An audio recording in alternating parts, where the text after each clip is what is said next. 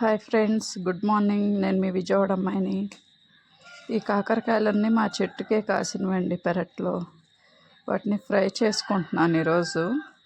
ముక్కల్ని కోసి ఉప్పు పసుపు వేసి నైట్ అంతా ఊరపెట్టాను.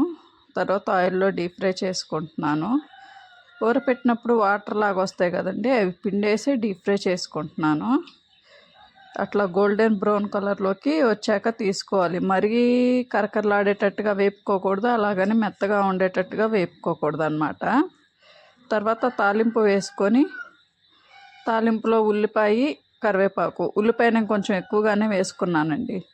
వేసుకొని బాగా వేపుకోవాలి. ఈ ఉల్లిపాయ కూడా గోల్డెన్ బ్రౌన్ కలర్లోకి రావాలి.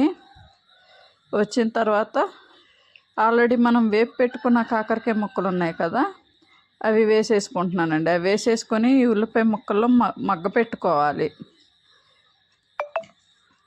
తర్వాత ఈ కాకరకాయ కూరలోకి నేను కొబ్బరి కారం చేసుకున్నానండి. నాకు ఎంత అవసరమో అంతవరకు కొబ్బరి కారము, ఉప్పు కారం, కొబ్బరి, వెల్లుల్లిపాయలు వేసుకొని బాగా మిక్సీ చేసుకున్నాను. ఈ కొబ్బరి కారాన్ని ఆ కూరలో వేసేసుకోవాలండి. బాగా మెత్తగా చేసుకోవాలి. కూరలో వేసుకొని బాగా మిక్స్ చేసుకోవాలి. మిక్స్ చేసుకొని మగ్గ పెట్టుకోవాలి.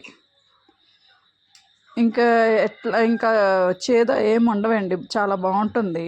Thanks for watching. Bye bye.